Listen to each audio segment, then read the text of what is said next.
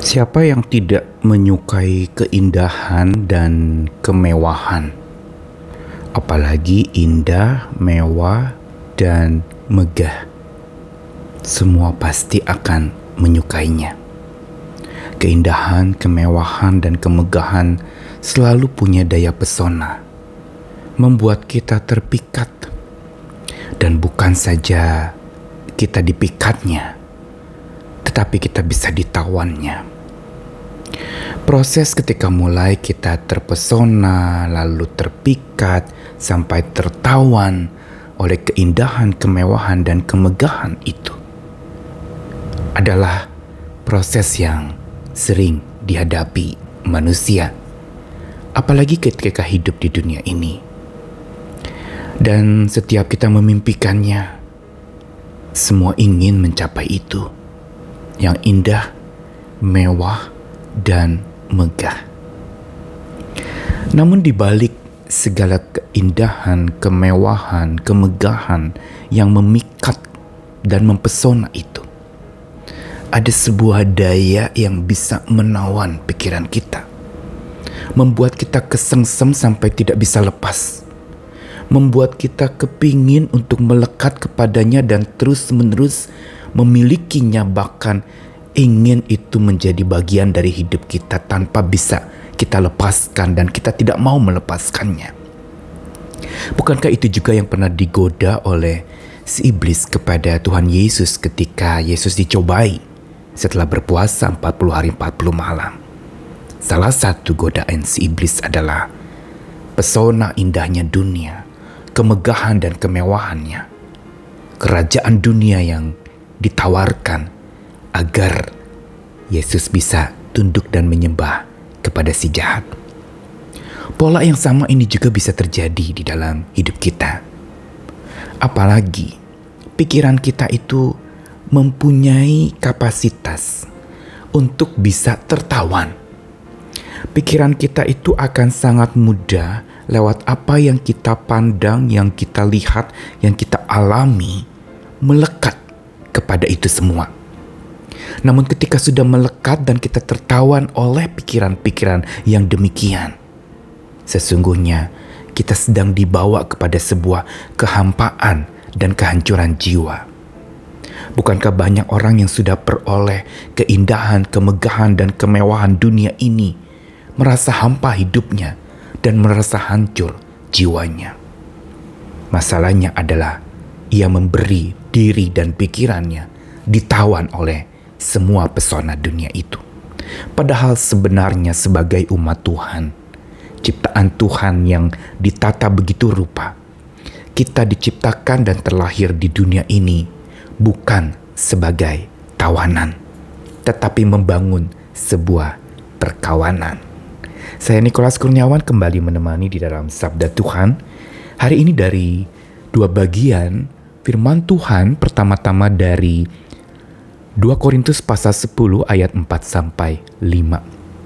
Karena senjata kami dalam perjuangan bukanlah senjata duniawi, melainkan senjata yang diperlengkapi dengan kuasa Allah, yang sanggup untuk meruntuhkan benteng-benteng. Kami mematahkan setiap siasat orang dan merubuhkan setiap kubu yang dibangun oleh keangkuhan manusia untuk menentang pengenalan akan Allah. Kami menawan segala pikiran dan menaklukkannya kepada Kristus. Lalu satu ayat lagi dari surat Kolose pasal 2 ayat 8. Hati-hatilah supaya jangan ada yang menawan kamu dengan filsafatnya yang kosong dan palsu menurut ajaran turun-temurun dan roh-roh dunia, tapi tidak menurut Kristus. Dua ayat yang menggunakan kata yang serupa, yaitu mengenai tawanan atau menawan. Pertama, Paulus mengatakan kepada jemaat di Korintus, untuk ketika ada di dunia ini, kita akan berhadapan dengan berbagai macam godaan. Dan ada di dunia ini berarti kita sebenarnya mengalami sebuah peperangan yang membutuhkan perjuangan yang tinggi. Apalagi ketika kita sudah menjadi pengikut Tuhan, akan mengalami dilema antara ikut Tuhan dengan keinginan duniawi kita.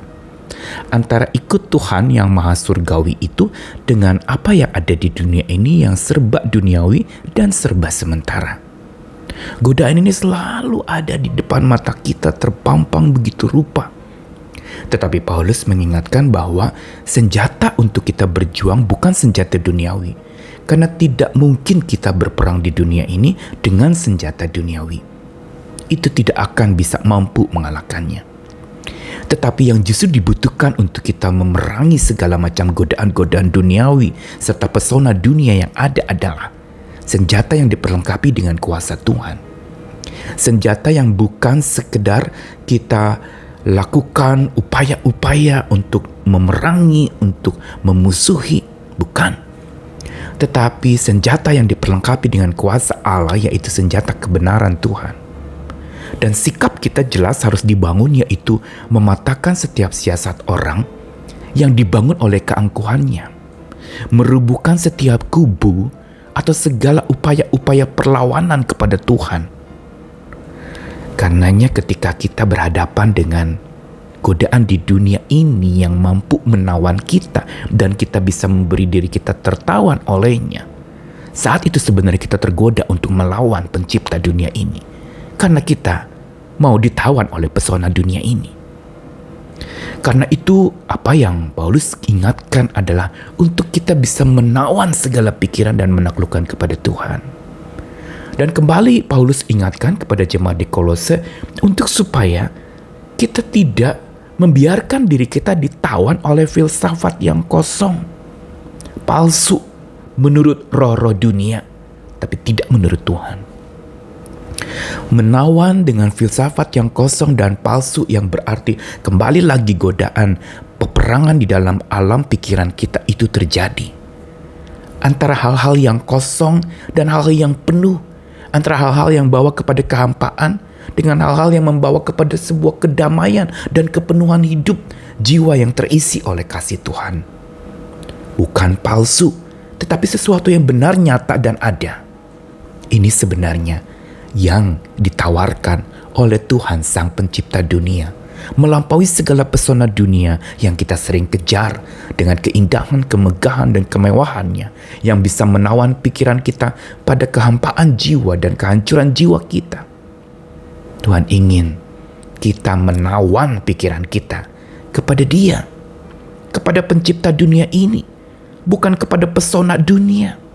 Supaya dengan kita menawan dan menaklukkan pikiran kita kepada Sang Pencipta dunia ini, kita dikawani oleh Pencipta. Dan kita akan mengalami kepenuhan dan kepermaian jiwa. Karena saat Sang Pencipta dunia itu berkawan dengan kita dan menawan pikiran kita, maka kita akan dibawa kepada kepenuhan jiwa. Tidak kosong, tidak mengalami emptiness, tidak mengalami kekosongan jiwa atau kehampaan diri setelah kita terpesona dengan dunia ini. Karena itu hati-hati, pesona dunia bisa menggoda sampai kita merasa hampa dan hancur jiwa kita. Tapi Pencipta dunia selalu membawa kita kepada sebuah kepenuhan jiwa, diisi oleh cintanya, diisi oleh iman dan percaya kepadanya, pengharapan daripadanya. Dan bukan itu saja, jiwa kita juga mengalami kepermaian, damai sejahtera yang melampaui akal, yang tak pernah henti memenuhi dan menenangkan serta menenteramkan hati kita. Mari ingat satu hal yang penting tentang status kita. Kita bukan tawanan-tawanan dunia ini, tapi kita adalah kawan dari Sang Pencipta dunia ini. Dialah yang perkawanan yang melampaui segala macam upaya-upaya dunia yang bisa menawan hidup kita. Mari selalu berkawan dengannya dan jangan biarkan dirimu ditawan oleh apapun juga menjadi budak-budak atau hamba-hamba dunia ini. Tetapi biar jadi kawan Tuhan kita yang sejati perkawanannya, yang kuat perlindungannya, yang sangat dahsyat penyertaannya. Mari kita selalu berkawan dengannya. Amin.